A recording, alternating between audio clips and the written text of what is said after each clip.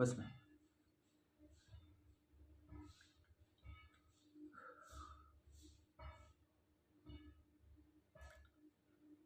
बरं ऐक ना, तुला काहीतरी सांगायचं होतं.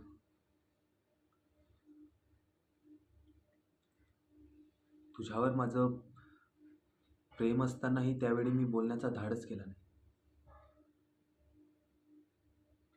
पण आता सांगावंसं वाटतंय.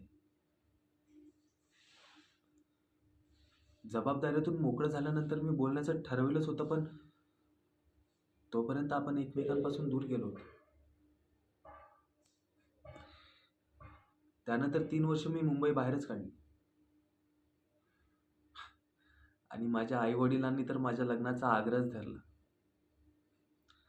तरी माझी इच्छा नसतानाही त्यांच्या सहमतीसाठी मी लग्नाला होकार दिला आणि मुली बघायला सुरुवात केली.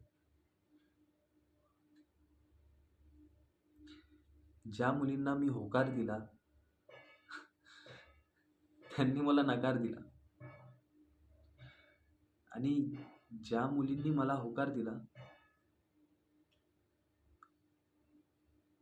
त्यांना होकार देण्यासाठी माझं मन तयारच होत नव्हतं. पण हा, एवढ्या वर्षाच्या अनुभवातून एक गोष्ट मात्र कळली की तडजोड न करणाऱ्या व्यक्तीला कोणी तोडीमोडीच्या भावातही विकत घेत नाही.